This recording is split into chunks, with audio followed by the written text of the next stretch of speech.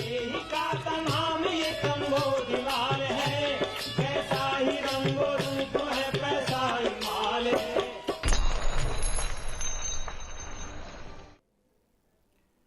नमस्कार, मैं हूं शुभम शंकधर। मनी सेंट्रल के नए संस्करण में आपका स्वागत है। मेरे साथ स्टूडियो में जुड़ गए हैं मनी 9 के एडिटर अंशुमान तिवारी जी। सर, बहुत स्वागत है आपका।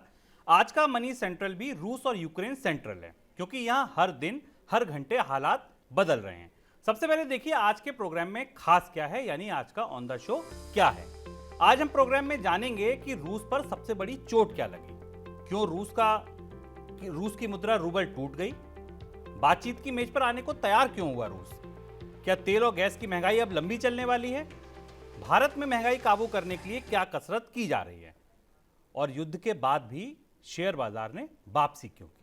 शनिवार से अब तक बहुत कुछ बदल गया। रूस और यूक्रेन बातचीत की मेज पर आने के लिए तैयार हो गए। अमेरिका और यूरोपीय देश जिन प्रतिबंधों को लगाने से कतरा रहे थे या बच रहे थे, फाइनली उन्होंने तय कर लिया कि लगा देने चाहिए, और वही है रूस पर सबसे बड़ी चोट। सर, केंद्रीय बैंक का स्विफ्ट सिस्टम से बाहर हो जाना, क्या यह रूस पर अब तक की सबसे बड़ी चोट मानी जाए?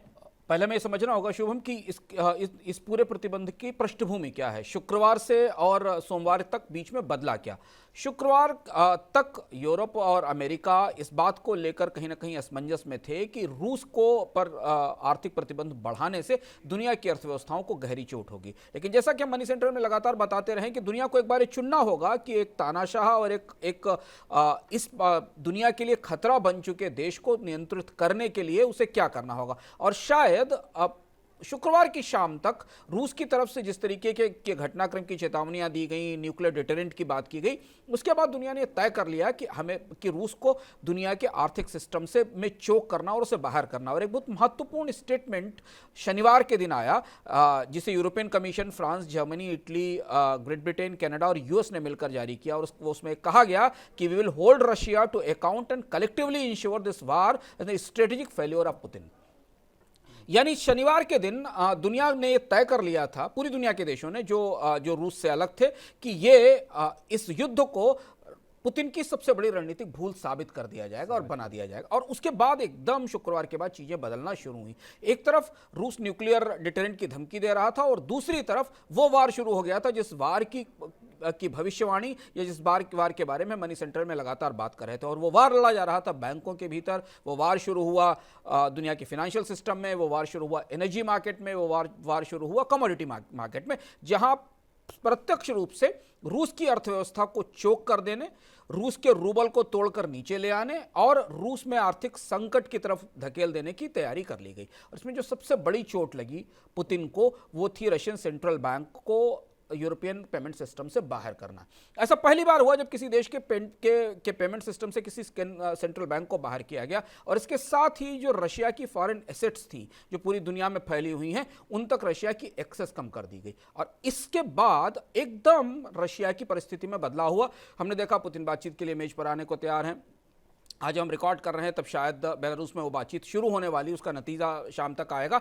किसी देश के सेंट्रल बैंक पर इस तरीके की कार्यवाही काफ़ी बड़ी थी। और ऐसा करते हुए अमेरिकन ट्रेजरी ऑफिसर्स ने कहा था कि हम रूस के रूबल को फ्री फॉल की स्थिति में पहुंचा देंगे और इसके बाद रूस में महंगाई और इकोनॉमिक क्राइसिस बढ़ेगी। और इसके बाद हमने उसका तुरंत सीधा असर देखा। सर, बाहर हो गया सेंट्रल बैंक, आपने कहा स्विफ्ट सिस्टम से या यूरोपियन पेमेंट सिस्टम कह लीजिए, उससे बाहर हो गया। इसका असर क्या होगा, इसका मतलब क्या है? उसका असर हमें दिखाई पड़ा। रूबल 30% के आसपास गिर गया। 2014 में भी जब रूस पर प्रतिबंध लगाए गए तो रूबल में गिरावट आई थी। और इसके बाद हम सुबह से इस पर करीब से नजर रख रहे हैं। शुभ, हम जानने की कोशिश कर रहे हैं कि दुनिया के बैंक से रूस के बैंकर्स कैसे रिएक्ट कर रहे हैं। रूस की अर्थव्यवस्था में गहरा पैनिक आया इसके बाद, क्योंकि किसी सेंट्रल बैंक को रोक देने का मतलब होता है कि वो दुनिया में डॉलर का एक्सचेंज नहीं कर सकता। दुनिया में जो फॉरेक्स रिजर्व दुनिया की एसेट्स में लगे हुए हैं उनका इस्तेमाल नहीं कर सकता। यह बात सही है कि रूस के पास $600 बिलियन के आसपास का फॉरेन रिजर्व का वार चेस्ट था, पर अब अपने रूबल को बचाने के लिए उस वार चेस्ट का इस्तेमाल बजाय युद्ध की तैयारियों से बचने के लिए रूबल की गिरावट रोकने के लिए किया गया। और यहां से वो खतरा शुरू हुआ जहां से जिसे हम किसी भी कंट्री की करेंसी का मेल्टडाउन कहते हैं। हमने इटालियन लीरा के बारे में, टर्किश लीरा के बारे में भी ये परिस्थिति देखी थी। तो यहां से रूस की करेंसी रूबल का मेल्टडाउन शुरू हुआ। उस मेल्टडाउन को रोकने के लिए रूस ने आज अपने यहां ब्याज देने दोगुनी कर दी, 20% कर दी।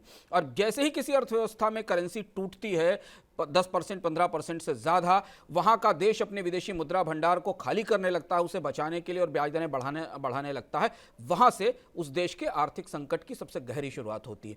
तो इस 4 दिन के घटनाक्रम में रूस एक गहरी अंधी सुरंग में चला गया, जिस सुरंग में वो 2014 के बाद से पहले से ही खड़ा हुआ था और उसकी आर्थिक अर्थव्यवस्था में गिरावट तेजी से आई थी। स्विफ्ट के से बाहर होने के कारण, और बाकी बैंकों को भी स्विफ्ट से बाहर किया गया शुभम, स्विफ्ट से बाहर होने के कारण रूस की जीडीपी में कम से कम 5% का कॉन्ट्रैक्शन होगा, कम से कम 5% का कॉन्ट्रैक्शन होगा, यानी रूस की अर्थव्यवस्था यहां से गहरी मंदी में धंस जाएगी। और इसलिए आज हमें बेचैनी दिखाई पड़ी और यही फैसला लेना था यूरोप और अमेरिका के देशों को। इसके नुकसान यूरोपियन बैंकों को हैं जिनका पैसा फंसा हुआ है, उनके पेमेंट्स फंस जाएंगे, क्योंकि रूस ने अपने सेंट्रल बैंक ने ब्रोकर्स को आदेश दिया कि फॉरेन ब्रोकर्स को रशियन एसेट्स को बेचने की छूट ना दी जाए, रोक दिया जाए। इसका मतलब ये है कि ऑस्ट्रिया, इटली, फ्रांस के बैंक्स ने जो रूस के बॉन्ड्स में इन्वेस्टमेंट रखा है वो फंस जाएगा। लेकिन शायद पिछले 3-4 दिनों में यूरोप के बैंकों ने वो हिट लेने के लिए अपने आप को तैयार कर लिया था, उस मेल्टडाउन को फेस करने की तैयारी कर ली थी कि अगर उनकी एसेट्स ब्लॉक भी हो जाती हैं, उनका पैसा रूस में ब्लॉक भी हो जाता है, तब भी वो इन प्रतिबंधों के साथ आगे खड़े होंगे। और इसलिए यहां से वो ट्रांजिशन आता है, वो बड़ा पॉइंट आता है जहां से हमें दिखता है कि सैंक्शंस अगर कायदे से लगाए जाएं तो वो रूस जैसी अर्थव्यवस्था को भी क्रिपल कर सकते हैं, उसे तोड़ सकते हैं। अभी आपने अपने जवाब में सर जिक्र किया कि कुछ और बैंकों को भी स्विफ्ट से बाहर किया गया, केवल सेंट्रल बैंक को नहीं किया गया। इसका क्या मतलब है दुनिया के उन देशों के लिए जो वहां व्यापार करते हैं, या इस प्रतिबंध को हम कितना गंभीर माने? शुभम, स्विफ्ट जो है उसको ग्लोबल बैंकिंग का जीमेल कहा जाता है। करीब 11,000 से ज़्यादा फाइनेंशियल इंस्टीट्यूशंस इसके साथ जुड़े हुए हैं। 200 देशों के करीब 42 मिलियन मैसेजेस इसके जरिए ट्रैवल होते हैं। कमोडिटी एक्सपोर्टर्स जैसे जो देश हैं, जो बड़े कमोडिटी एक्सपोर्टर देश हैं, जैसे रशिया है, ब्राज़ील है, ऑस्ट्रेलिया है, इंडोनेशिया है, कनाडा है, और इसके अलावा दुनिया की सारी एक्सपोर्ट कंट्रीज इनका बड़े पैमाने पर इस्तेमाल करती हैं। और ये वो लाइफ लाइन है जिसके जरिए एक देश दूसरे देश को पेमेंट करता है बैंकिंग सिस्टम के जरिए। भारत को स्विफ्ट से पहला परिचय तब मिला था जब नीरव मोदी ने भारत के बैंकों को चूना लगाया था और वो पैसा स्विफ्ट के जरिए मूव किया गया था, अर्थात वहां से लोगों को स्विफ्ट के बारे में या स्विफ्ट की जानकारी मिली थी। इसका इंपैक्ट ये हुआ कि अब 2-3 बड़े बैंकों ने कमोडिटी की पाइपलाइन भी चोक कर दी। इस बात की संभावना जाहिर की जा रही थी कि शायद रूस के कुछ कमोडिटी ट्रेड को और कुछ एनर्जी ट्रेड को बाहर रखा जाएगा इस प्रतिबंध से, लेकिन अब बैंकों ने, जो खासतौर से फ्रांस और यूरोप के बैंकों ने, वो पाइपलाइंस भी बंद कर दी जिससे रूस की कमोडिटी की खरीद बिक्री होती थी और उसका पैसा जाता था। इसका सीधा असर हमने 2 तरह से देखा। हमने इसका सीधा असर देखा कि रूस का जो ब्रेंट क्रूड का यूराल क्रूड है, जो रूस का कच्चा तेल है जो बाजार में बिकता है, वो डीप डिस्काउंट पर आ गया ब्रेंट के अगेंस्ट में, यानी रूस के कच्चे तेल को बाजार में खरीदार मिलना बंद हो गए। इसलिए मिलना बंद हो गए क्योंकि रूस स्विफ्ट सिस्टम से बाहर हो रहा है, तो कोई भी बैंक दुनिया में उस परचेज के बदले गारंटी लेने को तैयार नहीं है। शिपिंग कंपनियों ने उसको लोड करने से मना कर दिया, यानी जो रूस के ऑयल ट्रेडर थे या रूस की ऑयल कंपनियां थी, अब वो यहां से ब्लीड होना शुरू करेंगी। क्यों? दूसरी चीज है कि रूस के जो पेमेंट्स पूरी दुनिया में है वो फंस गए हैं, वो वापस रूस में नहीं आ पाएंगे, चाहे भले ही तेल की कीमतें बढ़ती रही हों, लेकिन बढ़ती हुई तेल की कीमतों का फायदा अब रूस को मिलना बंद हो जाएगा, क्योंकि रूस जिस तेल को बेचता है उस तेल को लोग दुनिया में खरीदने को तैयार नहीं है। परोक्ष रूप से इसका नुकसान भी होने वाला है। दूसरी चीज ये कि अगर हम ईरान के असर के हिसाब से देखें तो ईरान का करीब जो आंकड़ा में मिलता है कि 30% फॉरेन ट्रेड खत्म हो गया था इस तरीके के प्रतिबंधों के बाद। रूस के फॉरेन ट्रेड का सबसे बड़ा हिस्सा, यूरोस की इकोनॉमी का सबसे बड़ा हिस्सा कमोडिटी से आता है। वो कमोडिटी का किंग है, जायंट है, जिसमें कि केवल एनर्जी नहीं बाकी कमोडिटीज़ भी हैं। तो अगर हमें मान के चलें कि 30 से 35% रूस का कमोडिटी ट्रेड अचानक टूट जाता है तो रूस की अर्थव्यवस्था के लिए बहुत गहरी चुनौती होगी। और इसीलिए रूबल के में गिरावट को हम रूबल में इतनी तेज गिरावट देख रहे हैं, और इसीलिए रूस का सेंट्रल बैंक बहुत पैनिक होकर बाजार को संभालने की कोशिश कर रहा है। और दूसरी तरफ अगर आप रणनीतिक रूप से देखें तो रूस के शायद बातचीत की मेज पर आने की जमीन भी इन्हीं सख्त प्रतिबंधों ने तैयार की है। सर, ये बात समझ आ गई कि स्विफ्ट से सेंट्रल बैंक बाहर हो गया, रूस के तमाम बैंक बाहर हो गए, लेकिन अभी भी अगर कोई देश ट्रेड करना चाहता है रशिया से तो उसके पास कोई विकल्प बचे, या पूरी तरीके से अब कटा छटा हो गया रूस? नहीं, विकल्प हैं। रूस ने जब क्रीमिया पर कब्जा किया था 2014 में, उसके बाद एक सिस्टम तैयार किया था जिसका नाम SPFS था, जो अल्टरनेटिव सिस्टम था स्विफ्ट का। इस सिस्टम को ये 2014 में उसने शुरू किया था। शायद इसकी बात की आशंका थी कि SPFS की अगर कभी स्विफ्ट से उसे बाहर किया गया तो ये पैरेलल सिस्टम उसके काम आएगा।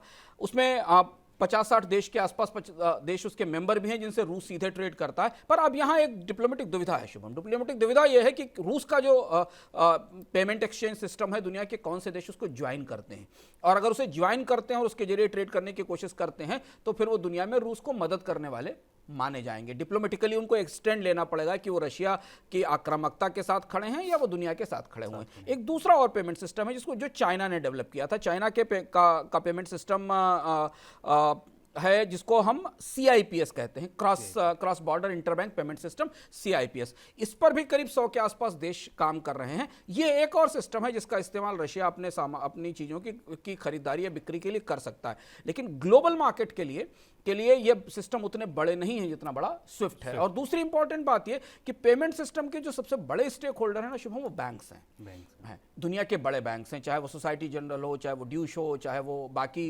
बैंक हो। ये बैंक्स अगर इस सिस्टम का पार्ट नहीं होंगे तो जो यूरोप और अमेरिका में ट्रेड है वो नहीं हो पाएगा रूस का। एक और बहुत बड़ा बदलाव इस घटनाक्रम के बाद आया जो शायद दुनिया ने पहली बार देखा था। BP ने रोजनेफ्ट से अपना रिश्ता तोड़ लिया। $25 बिलियन का लॉस होगा BP को इस रिश्ते को तोड़ने से, क्योंकि ब्रिटिश पेट्रोलियम का बड़ा निवेश है रशिया में। और इसके बाद दुनिया की ऑयल कंपनीज जो रूस में निवेश करती हैं, रूस से ट्रेड करती हैं, रूस से पाइपलाइन चलाती हैं, उन सबको अपनी स्ट्रेटजीज बदलनी पड़ेंगी। तो यानी एक तरह से यूक्रेन के हमले के बाद 3 दिन के अंदर पूरा यूरोपियन समुदाय और दुनिया भर का कॉर्पोरेट सेक्टर इस बात पर मुतमईन हो चुका था कि रूस को रोकने के लिए ये सब करना पड़ेगा, और उसके लिए जितने नुकसान उठाए जा सकते हैं उठाए जाएंगे, वो नुकसान उठाए जाएंगे, पर रूस को ये सब नहीं करने दिया जाएगा। अब क्या है, अब दुनिया के बहुत सारे देश दुविधा में हैं। चीन दुविधा में होगा, भारत के लिए थोड़ी दुविधा होगी। भारत में इंडियन ऑयल का भी ऑयल नेटवर्क है जो वहां से तेल खरीदता है। तो लेकिन अब ये देखना होगा कि जो देश अभी सीधे रूस के साथ के प्रतिबंधों का हिस्सा नहीं है, वो रूस से कैसे ट्रेड करेंगे। ये पूरी कोशिश सर इस तरह मानी जा सकती है कि रूस को चारों तरफ से काट के अलग थलग कर दो और दम घोट दो एक तरीके से, और जिससे कि ये रूस शायद, और इसी वजह से शायद तेवर भी नरम पड़े होंगे। अगला सवाल सर, क्या इन प्रतिबंधों का कोई डिप्लोमेटिक मीनिंग भी जाएगा, दूसरे देशों के लिए भी कोई संदेश जाएगा? ये बड़ी बात है और ये चीज़ दुनिया परखने की कोशिश कर रही है। रूस, इस बात की चर्चा हो रही थी पिछले हफ्ते तक कि यूक्रेन और रूस का मामला पुराना है, दुनिया को इसमें दखल नहीं देना चाहिए, रूस अपने मन की कर लेता है। लेकिन जिस तरीके के प्रतिबंध शुभम लगाए गए, इन प्रतिबंधों की डिटेल्स हम पढ़ते हैं तो उसमें मतलब वो जो अंग्रेजी की कहावत है ना, डेविल इन डिटेल्स, और वो हमें दिखता है कि रूस का कितना इंटीग्रेशन था ग्लोबल इकोनॉमी से, जो रूस का कैश मार्केट में है, जो रूस के फॉरेक्स मार्केट में। ये संकेत चीन के लिए भी हैं, दुनिया के जो रूस से कहीं ज़्यादा बड़े $3.6 ट्रिलियन के फॉरेक्स रिजर्व पर बैठा हुआ है। और चीन के लिए संकेत ये हैं कि कोई भी दुनिया का देश यदि विस्तारवादी नीतियों पर एक सीमा से अधिक आगे जाता है और किसी दूसरे देश की संप्रभुता और अखंडता पर असर डालता है तो उसे इसी तरीके से सबक सिखाया जाएगा। और ये शायद कहीं ना कहीं पीछे बैक ऑफ द माइंड में बाइडन, यूरोपियन कमीशन और बाकी लोगों के संदर्भ में होगा। अब इसी घटनाक्रम को आप उठाकर चीन ताइवान की क्राइसिस के संदर्भ में देखिए। रूस तो केवल कमोडिटी बेचता है दुनिया में, तेल, गैस और मिनरल्स, कोल बेचता है। चीन का तो हर सामान दुनिया में बिकता है। चीन दुनिया के ट्रेड में सबसे बड़ी हिस्सेदारी रखता है।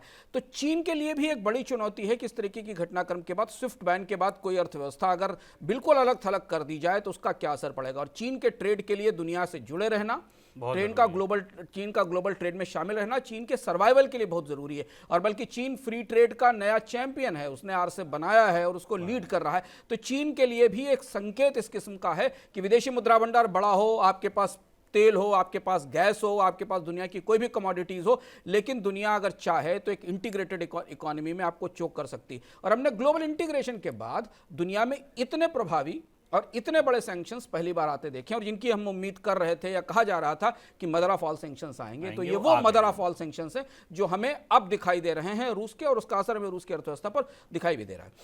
सर फिर अब क्या माना जाए, रूस का भविष्य क्या है?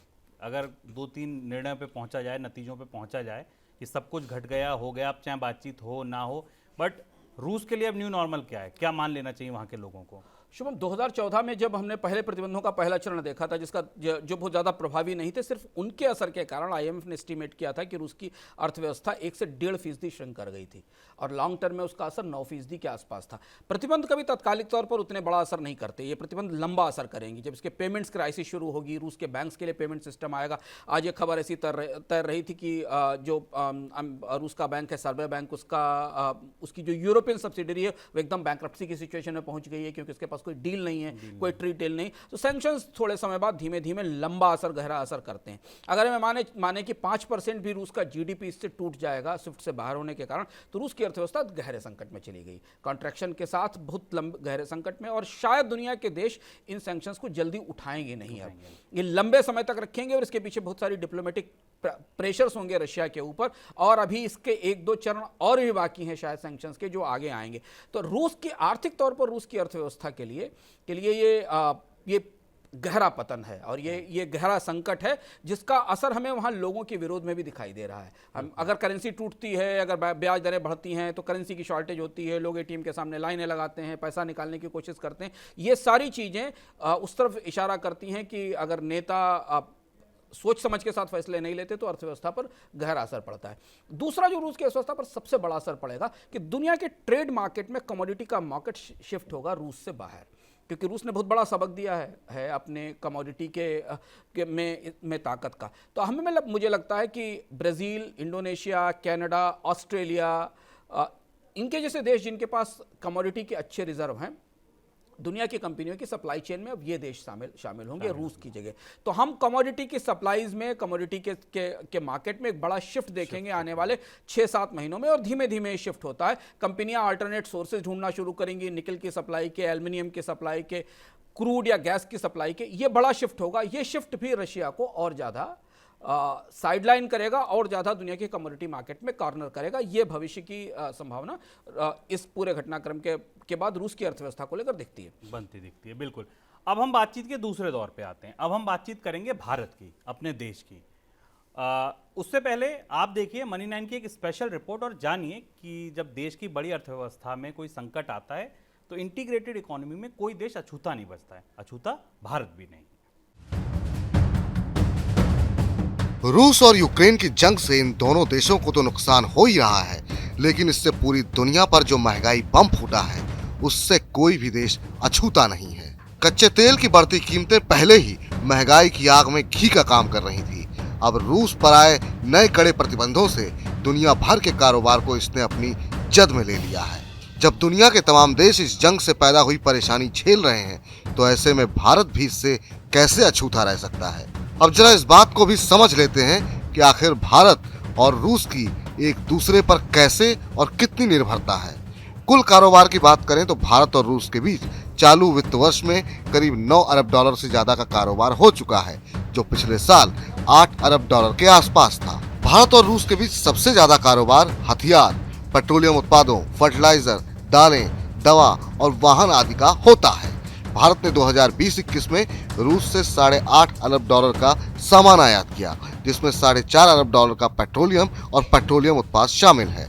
इस जंग का असर भारतीय किसानों पर भी पड़ता दिखाई दे रहा है। साल 2020-21 में भारत ने रूस को 1685 करोड़ रुपए के कृषि उत्पादों का निर्यात किया, जिनमें चावल, अंगूर, ग्वारगम, बीफ और सब्जियां प्रमुख हैं। वहीं इस दौरान रूस से भारत ने 241 करोड़ रुपए के कृषि उत्पादों का आयात किया, जिसमें बड़ा हिस्सा दालों का है।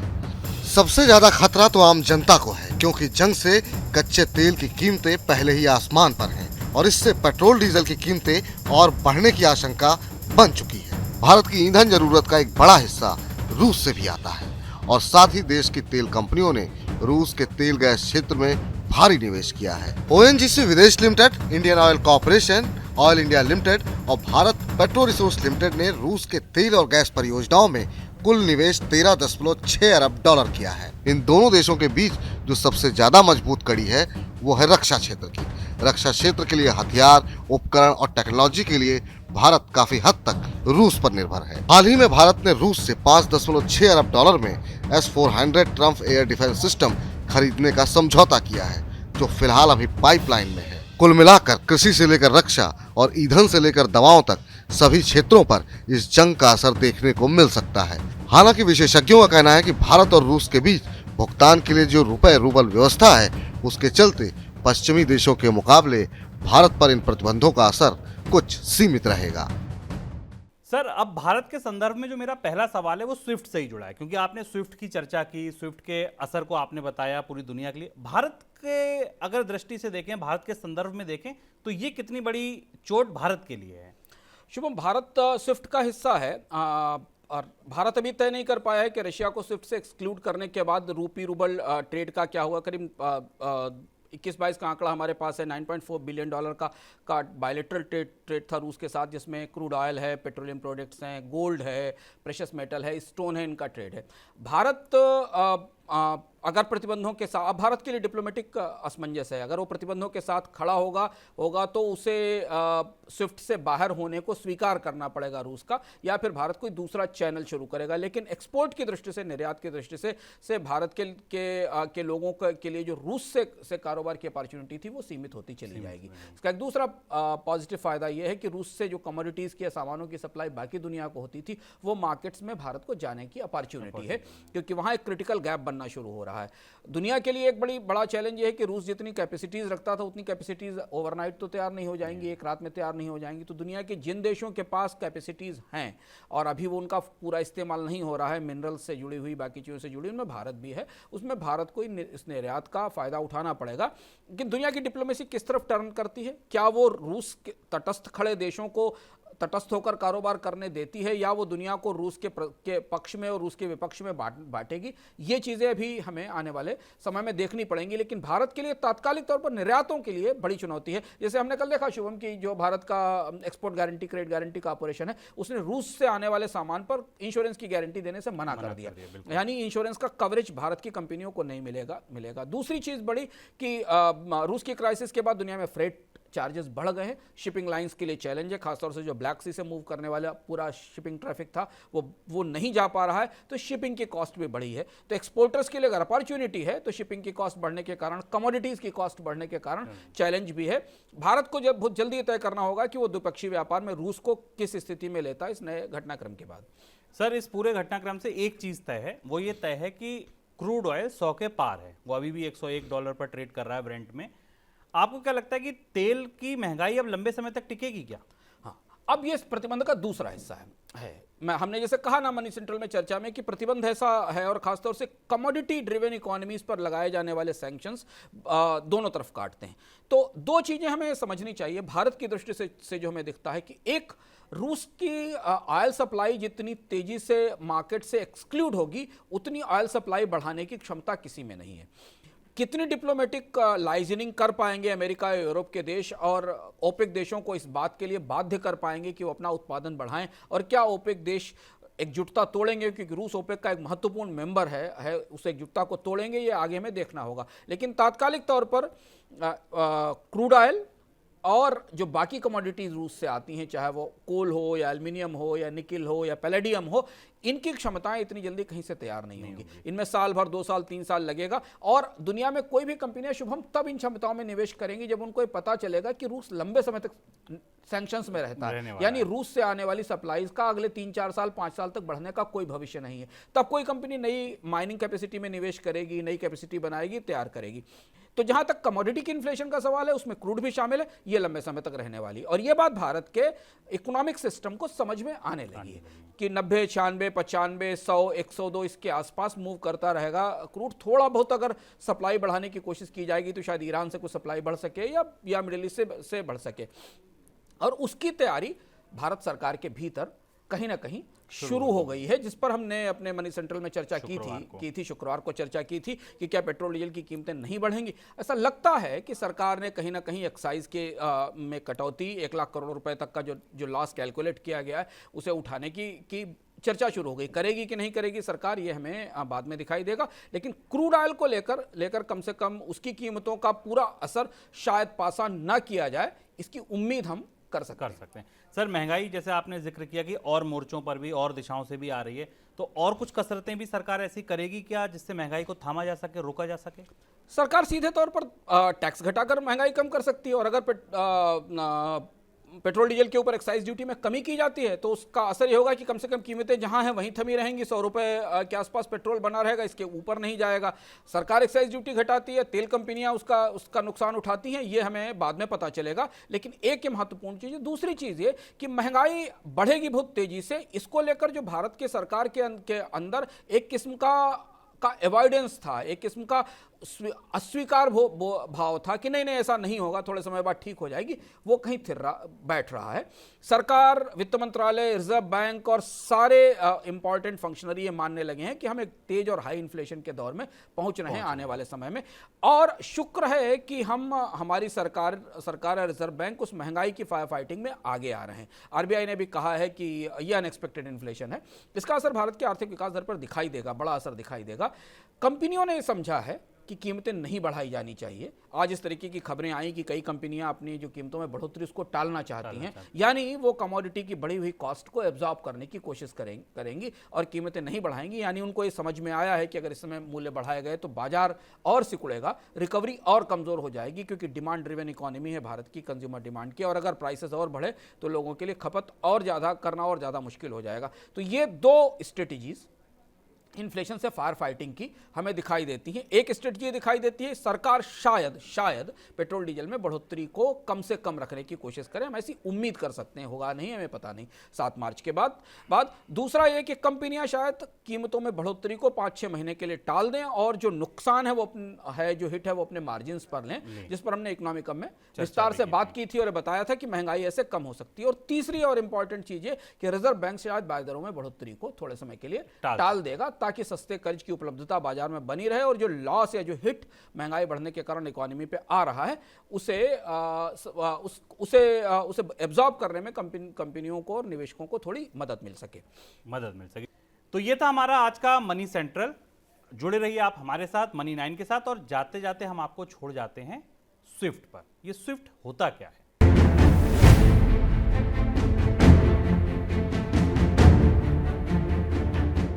रूस के यूक्रेन पर हमले के बाद अमेरिका और यूरोपीय संघ ने रूस के कुछ बैंकों को स्विफ्ट पेमेंट सिस्टम से बाहर कर दिया है। रूस को सबक सिखाने और आर्थिक चोट पहुंचाने के मद्देनजर ये फैसला लिया गया है। तो आइए पहले समझते हैं ये स्विफ्ट सिस्टम है क्या।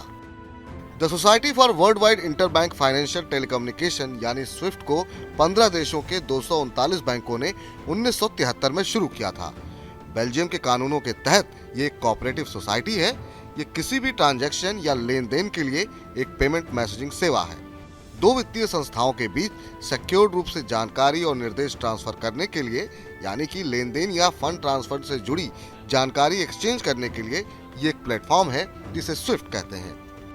200 से ज्यादा देशों के 11,644 से ज्यादा वित्तीय संस्थान इसके मेंबर हैं।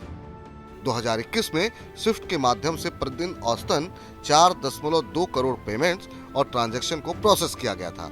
अब तक कुल 8.4 अरब फाइनेंशियल मैसेज को प्रोसेस कर चुका है स्विफ्ट। अब जरा ये जान लेते हैं स्विफ्ट बैन का रूस पर असर कितना होगा। स्विफ्ट से बाहर होने से दुनिया के बाकी देशों के साथ रूस का लेन देन करना मुश्किल होगा। दुनिया भर के बैंकों में रूस के करीब 400 अरब डॉलर के एसेट अटक जाएंगे। स्विफ्ट पर निर्भरता कम करने के लिए रूस ने SPFS नाम का अपना ट्रांजैक्शन मैसेजिंग प्लेटफॉर्म बनाया है। रूस के कुल ग्लोबल ट्रेड का 20% हिस्सा इसी पेमेंट सिस्टम के जरिए होता है। का नाम ये कंबोडिवाल है, कैसा ही रंगो रूप है, पैसा ही माल है।